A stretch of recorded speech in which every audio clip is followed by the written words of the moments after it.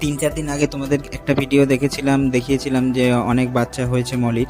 তো আজকের আবার যেটা এখন দেখাচ্ছি, এটা আজকে হয়েছে অন্য আর একটা মলির, ওই সেমি কালার। তো এখানেও কিন্তু প্রচুর আছে, গুণে শেষ করা যাবে না, আর গোনা সম্ভবও নয়। তো যখন বড় হবে, যখন সেপারেট করব, তখনই কাউন্ট করব। আপাতত এদের বাঁচিয়ে রাখতে হবে। তো এইগুলো আজকে হয়েছে, 2-1 দিনের মধ্যেই আমি আবার ওই অ্যাকুরিয়ামটাতে শিফট করব। আর আজকের অবশ্যই দেখাবো যে সেই অ্যাকুরিয়ামের মাছগুলো কতটা বড় হয়েছে, কতটা হেলদি আছে। সত্যি কথা বলতে গিয়ে একটা মাছও, একটা বাচ্চাও কিন্তু মারা যায়নি। সেটা আমি সবসময় ওয়াচে রেখেছি। পাওয়ার ফিল্টার আমি চালাইনি, এখানে দেওয়া রয়েছে, কিন্তু ওই স্পঞ্জ ফিল্টারটাই চলছে। একটু 2-1 দিন পর থেকে অল্প অল্প করে পাওয়ার ফিল্টারটা চালবো, কারণ এরা খুবই ছোট, নাহলে পাওয়ার ফিল্টার দিয়ে ভেতরে ঢুকে যাবে ফিল্টারে।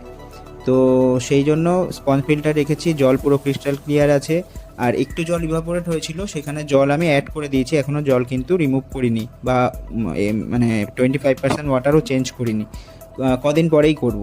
তো ভিডিওটা ভালো লাগলে প্লিজ শেয়ার করে দিও। আর তোমরা একটা ইনফরমেশন পেলে যে কী কী গাছ CO2 ছাড়া তুমি রাখতে পারবে। এই গাছগুলো কিন্তু CO2 ছাড়া তোমরা রাখতে পারবে অনায়াসেই, শুধু লাইটটা দিলে আর সামান্য ফার্টিলাইজার লিকুইড দিলে কিন্তু তোমরা অবশ্যই রাখতে পারবে।